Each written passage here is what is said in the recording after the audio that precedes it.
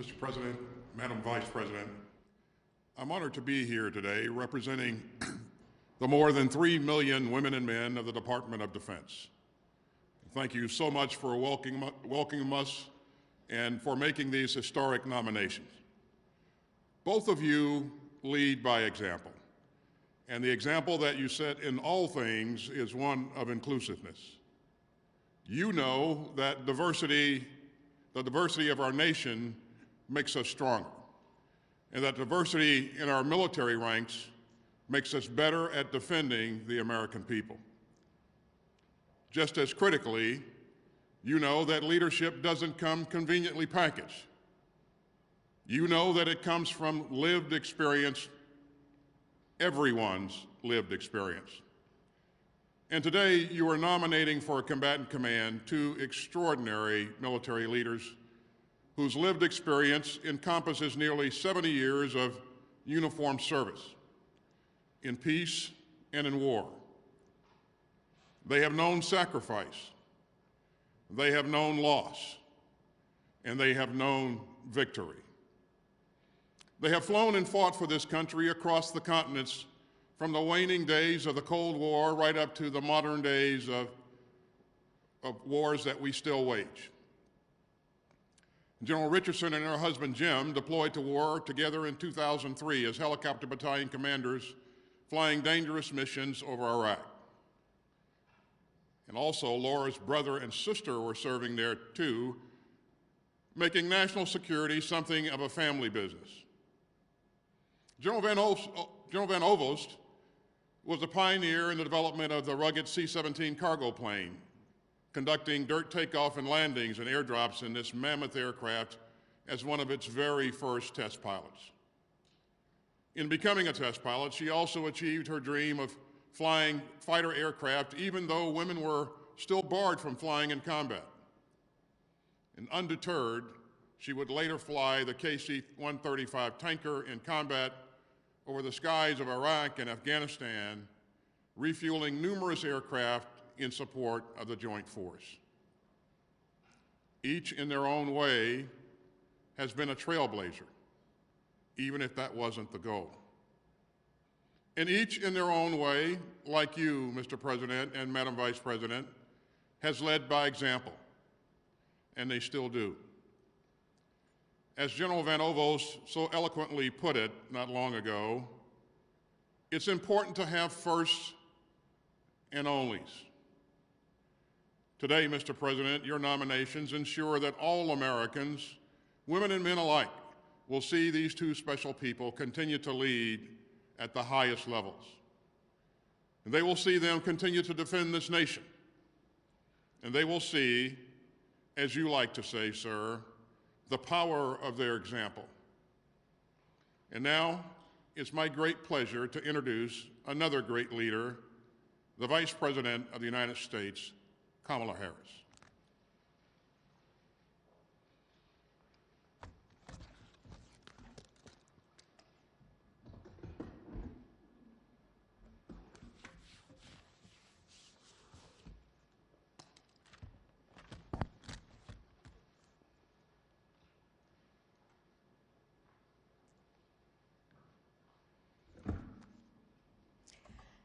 Mr. President, Mr. Secretary, military and national security leaders, we're here today for an extremely important occasion. At this moment, we face global threats to our climate and our health, to our physical security and cybersecurity. Our capacity to meet this moment is determined both by our diplomatic strength and by our ability to build a strong, smart, and sustainable military force. A force that recruits the most talented. A force that retains the most capable. A force that advances the best of the best. General Jacqueline Van Ovost and Lieutenant General Laura Richardson are some of the best, and in fact, I would say the best of the best. General Van Ovost graduated from the United States Air Force Academy in 1988. Since then, she has logged more than 4,200 hours in the air, and she serves today as commander of the Air Mobility Command. Lieutenant General Richardson was commissioned into the United States Army Aviation Branch in 1986. She has flown Black Hawks and commanded battalions. And today she serves as Commanding General of the United States Army North. General Van Ovost and Lieutenant General Richardson have been tested under the most difficult circumstances, and they are proven leaders. The President and I have full confidence in them to address the complex threats we face, to help lead our troops, and to keep our nation safe. As it is International Women's Day, I should also mention that General Van Ovost and Lieutenant General Richardson are but two of the many, many women who have defended our nation throughout our history. During the American Revolution, women rode horseback through enemy territory to transport sensitive military information. During the Civil War, women disguised themselves as men and fought for the Union Army. In World War II, women served as spars, as whacks, as waves, and wasps. And today, women military members are stationed around the world. I say this to remind us, while it has only been 5 years since all combat jobs have opened to women, women have been in the line of fire, risking their lives to protect our nation long before that. Today, we know women make up 16% of our active duty military and 19% of our enlisted officers. We also know that women want to serve and that our military is stronger when they do. Look no further than General Van Ovost and Lieutenant General Richardson for proof. Recruiting more women to our military, adjusting policies to retain more women, enforcing policies to protect women and ensure they are heard, and advancing more women on fair and equal footing will without any question make our nation safer. And that's the work ahead. So for now, let me congratulate General Van Ovost and Lieutenant General Richardson. And with that, it is my great honor to introduce our Commander-in-Chief, President Joe Biden.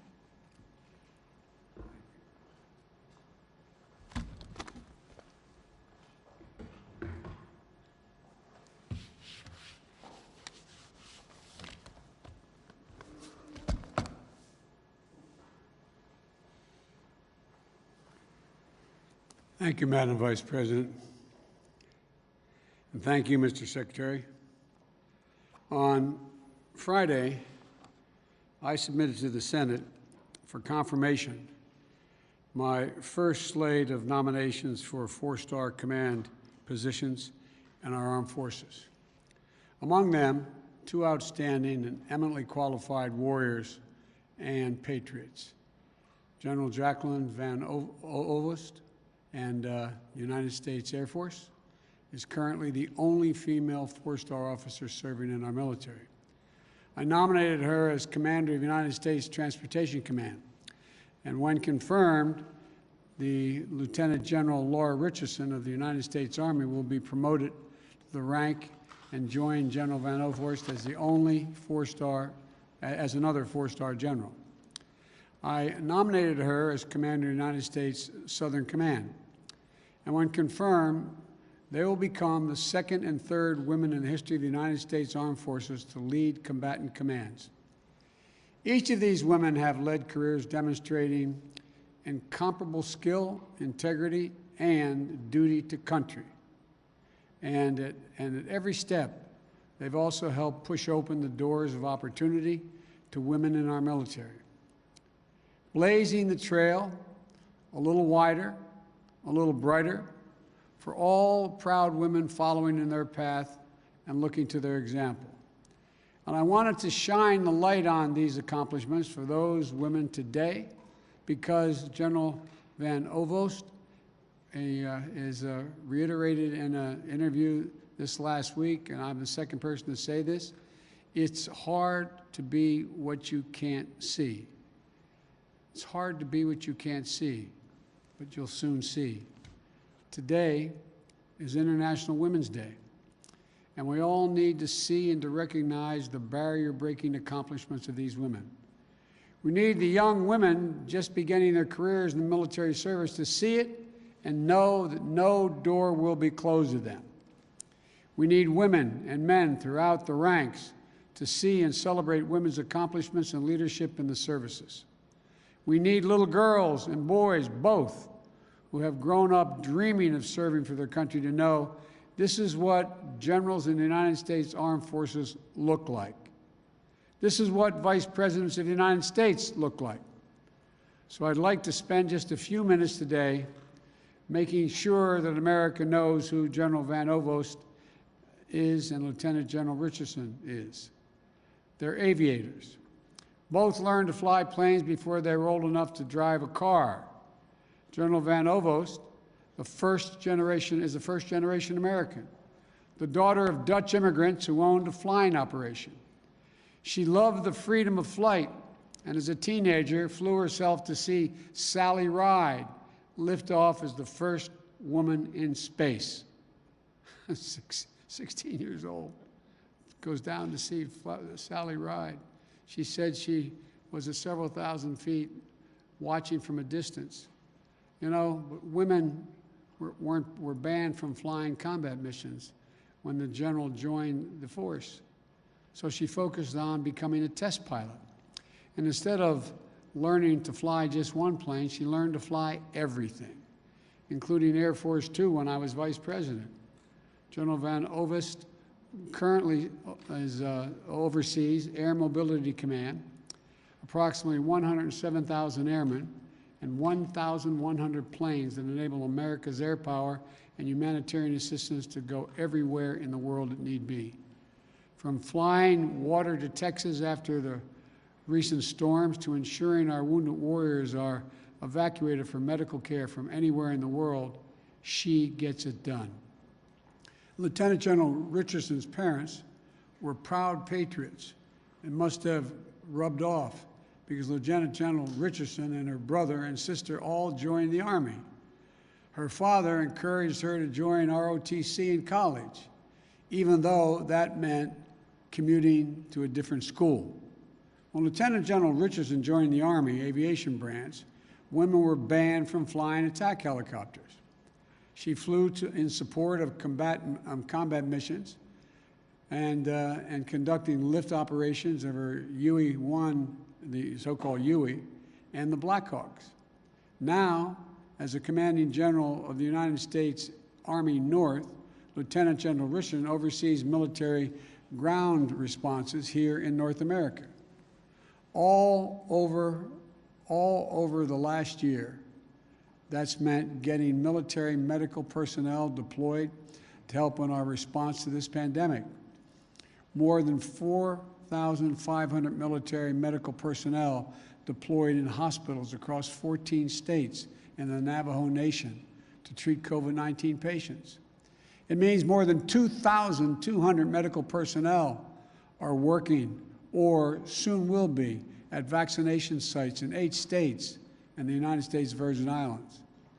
I'm so proud of the incredible work Lieutenant General Richardson and her team have done to support the American people this year, and the American people are as well. They're warriors. They're crisis-tested commanders. The best of all, they're not done yet. Neither of these incredible generals is resting on her laurels or on her stars. They're using their voices and actively working to change policies in the military to make it easier and safer for more women, not just to join the military, but to stay in the military and to thrive. I'm incredibly proud that in 2015, under the Obama-Biden administration, we took the final steps to open up all positions in the military to anyone qualified to serve in them. The women who join today's military aren't told no when they apply to fly fighter jets or attack helicopters. just because of their gender. They aren't told no when they want to apply to Ranger School or infantry officer basic training. But they all know that there's much, much more work to be done to ensure that women's leadership is recognized, and we have more diverse leaders. We reach the top echelons of command for all who are qualified, including all women, and that all women feel safe and respected in our military, period. You know, some of it's relatively straightforward work, where we're making good progress designing body armor that fits women properly, tailoring combat uniforms for women, creating maternity flight suits, and updating requirements for their hairstyles. And some of it is going to take an intensity of purpose and mission to really change the culture and habits that cause women to leave the military. That women are making sure more diverse candidates are being considered for career advancing opportunities at every single level. That women aren't penalized in their careers for having children. That women aren't just token members, but integral parts throughout all branches and all divisions. And that they can completely, fairly engage in promotion, compete all across the board, including on age and gender neutrality and physical fitness tests. You know, that both members of the military couples can thrive while serving, like Lieutenant General Richardson and her husband, Lieutenant General Richardson, who I might add, I want to thank him for getting me off a mountain that was about 12 to 14,000 feet up on a goat path when our helicopter went down in a snowstorm. It's good to see you, General. The ride down that mountain was more perilous in the truck than it was in the helicopter, but thank you. And we have to take on sexual assault and harassment and violence against women in the military. Sexual assault is abhorrent and wrong at any time. And in our military, so much of unit cohesion is built on trusting your fellow service members to have your back. There's nothing less than a threat to our national security. I know Secretary Austin takes this as seriously as Vice President Harris and I do. That's why this first memo as Secretary was a directive to take on sexual assault in the military, and why he stepped up independent review. He set up an independent review commission on sexual assault to make concrete recommendations for changes. This is going to be an all-hands-on-deck effort under my administration to end the scourge of sexual assault in the military. And we're going to be focused on that from the very top. I know that we can do it. The U.S. military has defeated American enemies on land and air and at sea, and this is not beyond us. I want to thank General Von Ovost and Lieutenant General Richardson for their exemplary careers in service to our country. Your Americans' patriotism at its finest, undaunted and absolutely able to do anything by any obstacle, determined to open wide the doors of opportunity, and ready for the next challenge. It's my great honor to serve as your Commander-in-Chief, and I look forward to hearing your active duty and recommendations of how we can work together to keep the American people safe, meet every challenge in the 21st century. So I want to thank you both, and I want to thank the former general. I keep calling him general, but the guy who runs that outfit over there. I want to make sure we thank the Secretary for all he's done to try to implement what we've just talked about, and for recommending these two women for promotion. Thank you all. May God bless you all, and may God protect our troops.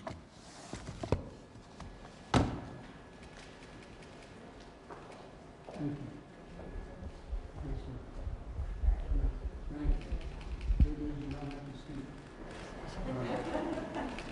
Thank you, everybody. Mr. President, can you pass voting rights with the Senate filibuster in its current form, do you think? I can talk to you about that later. What about these votes against transgender youth?